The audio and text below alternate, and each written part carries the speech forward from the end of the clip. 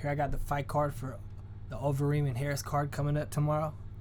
Wanted to go over it the day before. So starting off with the prelims, I take Rodrigo right here over Dante. 7-0 out of Brazil. I think he'll get him. But I want to take the bet. It's negative. He's a -110. It's a pick 'em fight. That's a gamble. The next one, I got Mara. Nah, cause she got more experience. But it's a +125. I would not take that unless you just had to watch it or something to spice it up. But nah, not to make money. No, I'm gonna undo that.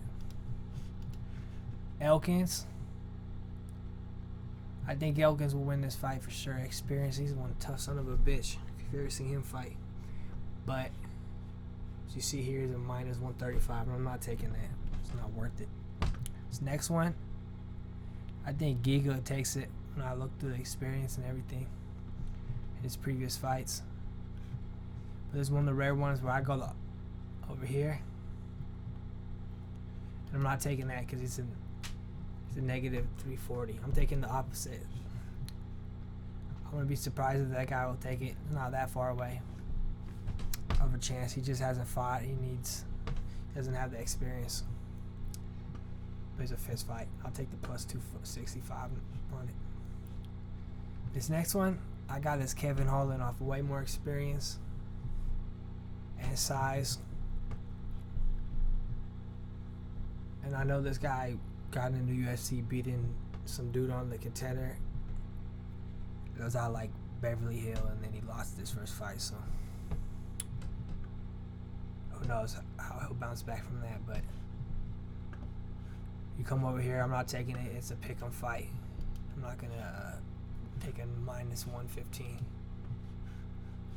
This next one is about as low odds I'll ever take. I would think Matt Brown's gonna take this off experience, but he's an underdog because the other guy's undefeated. But still, at +125, I'll take that. I'm not too excited about it, but I'd take it. Eric Anderson versus Jocko. I'm taking Anderson. It's the same situation. I think he'll win, but it's not too exciting. He's a +120. It's kind of still just a gamble. Pick him. I skipped this one. Verlo versus Song. I got Verlo and the underdog +155. This guy's got more knockouts and he's on a good roll, but I feel like this might get the submission. Which I looked through the props, it wasn't good enough to take this. It was like a +255, I think. It's not worth the chance of it being a decision or some other way he wins. Then you're just mad. He took the submission win. So that wouldn't have fell through. Barbosa, definitely got him winning, but -140 in the props. I couldn't find any good props either on that one. So got him. Claudia, I got over Angela Hill, and this is one of the rare ones I go over Hill just because it's a girls' fight. They barely ever finish. It's usually a decision, and unless there's a complete domination, who knows what those crappy ass judges will pick. If it's close, it's almost a dice. It's almost a penny flip. So Hill's tough too. She got a lot of experience, but she's I think she'll still win, but I'll take that for just the 180. This next one's interesting. Overeem with the experience, and this guy with the younger guy with the momentum. But look at the odds. It's a 120. It's the same as the Matt Brown fight and the Andrews fight. I'll take Overeem for the 120, but it's not exciting. You know, none of these are really exciting. I think my favorite one, if I had to pick any one of these,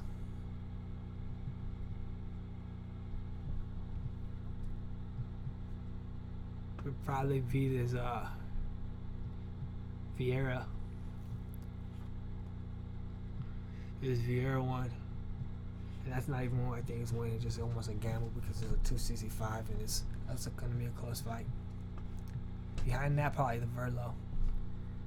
People think the Song's going to win, but I think he has a chance of winning 155. Besides that, it's bad. So this isn't a fight or I'm too excited about any of the money lines. And the reason I show the difference is because if you're doing parlays, you go off the ones I'm circling. These ones on the right serve the money line. And here I dug through all the props. You gotta be prepared if you're gonna make money betting. Look at this. These are the best ones by far. Matt Brown by a KO, plus 450. Matt Brown's a beast. He's won a lot of fights by KO.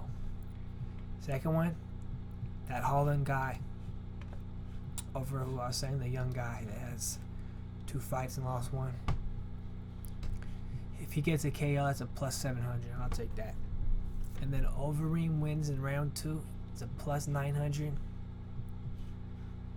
And let's see real quick. We gotta find it.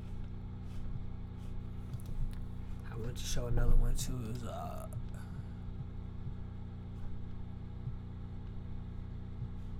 Overeem props, and here's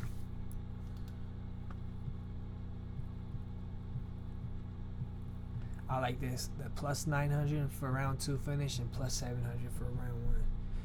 And anything past that gets better.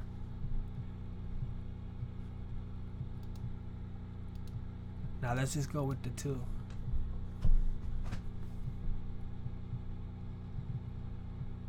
So the way I'd handle this is I'd keep a say you're gonna bet $100. You gotta keep equal amounts on, and then you divide this too. So you'd go 50, 50, 100. Wait, that's not the wrong one. 100, 100. See what I'm saying? All you need is one of these to be pretty well in the money. And I'll explain how. We'll go over last week and I'll explain how it played out. So look, I went 3 for 3 in the prelims, but I went 4 for 1 in the main card, so I went 7 for 4. So I'll keep track and lump them all together and see how I do over this whole year. I'm gonna do real good. You guys are gonna be surprised. Not to sound cocky, but look at this.